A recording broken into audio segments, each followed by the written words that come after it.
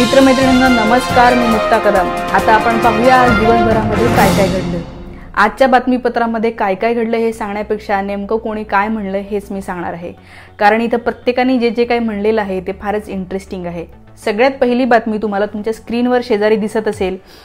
जितेंद्र आव्हाडांनी आरोप केलेला आहे, ते असं म्हणतात भाजपाकडून अजित पवारांना बळीचा बकरा केलं जातंय। ऑर्गनायझरनी जे लिहिलं, भाजपच्या काही लोकांनी जे म्हणलं की अजित पवारांमुळे भाजपला नुकसान झालेलं आहे, भाजपच्या कमी जागा आलेल्या आहे, हे जे काही सगळं नॅरेशन चाललेलं आहे। आणि आता जितेंद्र आव्हाड असं म्हणतात की यांना बळीचा बकरा केलं जाते।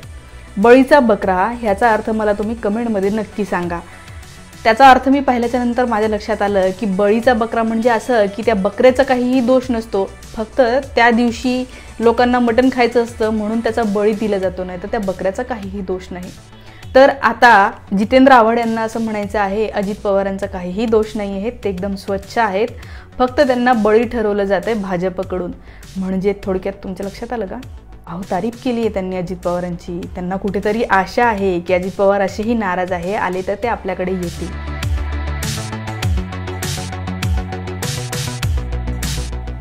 याला म्हणतात राजकारण। जितेंद्र आव्हाडांनी आज अजित पवार गटांच्या दोघांची तारीफ इनडायरेक्टली केलेली आहे। पहिलं म्हणजे अजित पवारांचीच की त्यांचा काही दोष नाही, ते बळीचा बकरा ठरले। दुसरं म्हणजे छगन भुजबळ, ते असं म्हणतात की छगन भुजबळांनी मला कायम मदत केलेली आहे, मनुस्मृतीच्या विरोधात छगन भुजबळ होते कालसुद्धा, आणि छगन भुजबळ यांना खासदार व्हायचं होतं, ते पक्षामध्ये नाराज आहे। म्हणजे कुठेतरी म्हणजे याच्यावरून हेच लक्षात येते की हे राष्ट्रवादीचे जे दोन गट आहे यांच्यामध्ये काहीतरी शिस्त आहे आणि आता हे लवकरच एकत्र होणार आहे असं दिसतंय। पण ते एकत्र नाही झाले पाहिजे, कारण आमचा त्यांच्यावरचा विश्वास उडालेला आहे।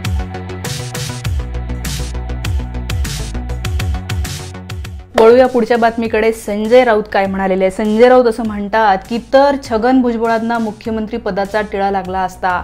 आता हे तर म्हणजे काय आहे? तर संजय राऊत असं म्हणतात की हे जे छगन भुजबळ आहे ते जर महाविकास आघाडीसोबत राहिले असते किंवा शिवसेनेसोबतच राहिले असते, कारण की छगन भुजबळ हे आधी शिवसेनेमध्ये होते, ते शिवसेनेतच राहिले असते तर आजपर्यंत ते उपमुख्यमंत्री राहिले असते। याला म्हणतात राजकारण। राजकारण म्हणजे काय असतं की त्यांना माहीत झालेलं आहे की छगन भुजबळ हे तिकडे नाराज आहे, मला खासदार व्हायचं होतं असं ते म्हणत आहेत। हे सगळी जे काही त्यांची नाराजी आहे आणि त्यांना सांत्वन करण्याचं काम हे महाविकास आघाडीकडचे लोक करत आहेत। संजय राऊत असं म्हणतात की ते आता आमच्यासोबत राहिले असते तर ते उपमुख्यमंत्री झाले असते। छगन भुजबळांना पण बरं वाटलं असेल हे ऐकून। वळूयात पुढच्या बातमीकडे। अनिल देशमुख फार कमी बोलतात असं आपण ऐकलेलं आहे, पण आज ते काहीतरी बोललेले आहेत। ते असं भाजपला उद्देशून ते असं म्हणतात की भाजपवाल्यांनो, तुम्ही फडणवीसांना उपमुख्यमंत्री पदापासून दूर नका करू, त्यांना तसंच राहू द्या, कारण की त्यांचं तसं राहण्यामध्येच महाविकास आघाडीला फायदा आहे। आणि हो, आज देवेंद्र फडणवीस भाजपमध्ये, महाराष्ट्र भाजपमध्ये आहे आणि त्यांनी जो काही कचरा केलेला आहे ना, त्याच्यामुळेच तर भाजप महाराष्ट्रामध्ये मागे राहिलेली आहे। आणि अजूनही देवेंद्र फडणवीस तसेच राहतील तर भाजप अजूनही मागे जाणार, अजून मागे राहील असं अनिल देशमुख यांना वाटतं। थोडक्यात त्यांनी जखमेवर मीठ चोळायचा प्रयत्न केलेला आहे फडणवीस यांच्या। वळूया पुढच्या बातमीकडे। रामदास आठवले काहीतरी म्हणलेले आहेत।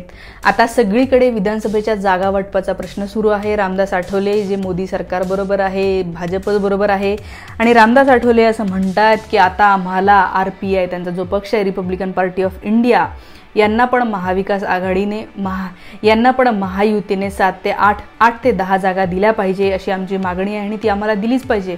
आम्हाला लोकसभेमध्ये तुम्ही काहीच दिलं नाही, आम्ही एवढं मोदी करतो, एवढ्या आम्ही चारोळ्याने कविता करतो, तरी तुम्ही आम्हाला काहीच दिलं नाही, त्यामुळे आता तुम्ही ते दिलंच पाहिजे असं त्यांनी बुलंद आवाज कविता लिहून जो आहे तो तिथे मांडलेला आहे। त्यांनी काय कविता केली असेल मला कमेंटमध्ये नक्की सांगा, तुमची क्रिएटिव्हिटी मला माहिती आहे खूप भारी आहे।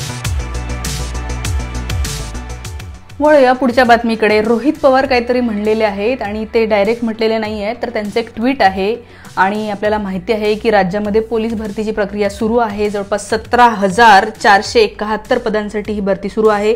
रोहित पवार असं म्हणतात 17,471 पदांसाठी 17.76 लाख अर्ज, म्हणजे एका जागासाठी तब्बल 101 अर्ज आलेले आहेत। 101 अर्ज एका जागेसाठी आलेले आहेत।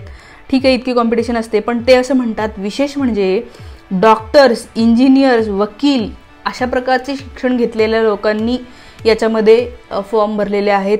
म्हणजे ते असं म्हणतात की ज्या लोकांनी अशा प्रकारचं डायव्हर्स एज्युकेशन घेतलेलं आहे त्यांना सुद्धा त्या त्या क्षेत्रामध्ये रोजगार नाही आहे, म्हणून ते कुठेतरी पोलीस भरतीच्या मागे लागलेले आहेत.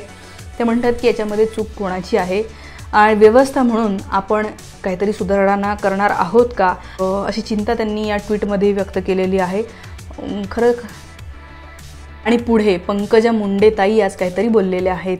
ते असं म्हणतात की जर मी निवडून आले असते तर मी हिरो झाले असते, आणि जर मी हिरो झाले असते तर मग ते कोणाला आवडलं असतं का, नसतं आवडलं, म्हणून मग मला जिंकू दिलेलं नाही आहे, असं वक्तव्य त्यांनी आजच केलेलं आहे. शेजारी तुम्हाला स्क्रीनवर दिसत असेल. ते असं म्हणतात की अजून 3000 मते पडली असती तर मी निवडून आले असते, मी निवडून आले असते तर हिरो झाले असते, पण मी हिरो झालेलं कोणाला कसं आवडेल.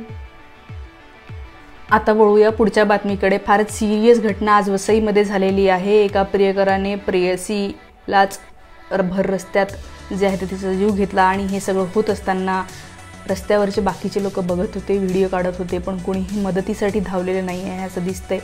खरं तर मी हा व्हिडिओ पाहिला नाही, अशा प्रकारच्या कंटेंट मी स्वतः पाहू शकत नाही, पण बातमी ती आली. त्याच्यावर सुषमा अंधारे असं म्हणतात की हे जे काही झालेलं आहे, लोकांनी मदत केली नाही याचं कारण लोकांना कायद्याची भीती वाटते.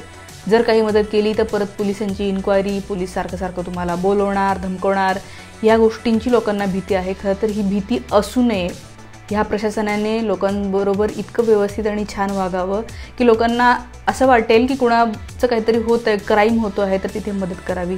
खरं तर सुषमा अंधारे यांचं हे वक्तव्य बरोबर आहे, आणि अशा घटना या दिवसाढवळ्या होऊच कशा शकतात, म्हणजे मला कळत नाही. हे मागच्या वर्षी झालेलं आहे आणि अशा अनेक घटनांमध्येही होत असतात. म्हणजे मला कळत नाही की लोक काय प्रकारे प्रेम करतात, आणि ज्या व्यक्तीवर आपण प्रेम करतो तिला असं मारायची कशी काही इच्छा होते. म्हणजे त्यात असं लिहिलं आहे की त्या मुलाला संशय होता की ती मुलगी दुसऱ्या कोणातरी इतर मुलांशी बोलाय. म्हणजे हे बघा, ती काय करत असेल, तिचं चूक बरोबर हे आता आपल्याला जज नाही करायचं आहे, पण ती काहीही जरी करत असली तरी तुझ्याकडे एक चॉईस होता ना मुला, की तू तिला सोडून देऊ शकत होता, तू मारायला नव्हतं पाहिजे. आणि आता वळूया फायनल बातमीकडे. ज्या आपण याच्या आधीच्या 2 बातम्या पाहिल्या की जितेंद्र आव्हाड काहीतरी म्हणाले, संजय राऊत काहीतरी म्हणाले पवारांविषयी, भुजबळांविषयी, आणि आता अजित पवार गटाकडूनच एक वक्तव्य आलेलं आहे. पवार गटाचे नेते अमोल मिटकरी असं म्हणतात की संघाच्या मुखपत्रामध्ये आमच्या अजित पवारांवर टीका केली. तुम्ही म्हणले की अजित पवारांमुळे भाजपचा पराभव झाला, तर ते म्हणतात की जर हे असंच चाललेलं राहिलं ना तर आम्हाला वेगळी भूमिका घ्यायला लागेल. म्हणजे ते ग्राउंड तयार करत आहे आता की आम्ही महायुती सोडणार आहोत. तर मला असं वाटतं की काही दिवसात तो निर्णय येईलच, कारण की फारच अलबेल सगळं दिसतंय. हे एकटे पडलेले दिसतात अजित पवार, आणि नक्कीच शिवाय जितेंद्र आव्हाडही असं म्हणाले की जितेंद्र आव्हाडही असं म्हणाले की अजित पवारांमुळे भाजप हरली असं जे काय म्हणताय तुम्ही, तर मग उत्तर प्रदेशमध्ये काय अजित पवार होते का, तिथे भाजपला का कमी जागा मिळाल्या, साऊथमध्ये काय अजित पवार होते का, तिथे कसं काय कमी जागा मिळाल्या. तर असे जितेंद्र आव्हाडांनी विचारलेले प्रश्नही बरोबर आहे, आणि कुठेतरी हे भाजप किंवा RSS यांना जी आत्ता नैतिकतेची उबळ आलेली आहे ती अत्यंत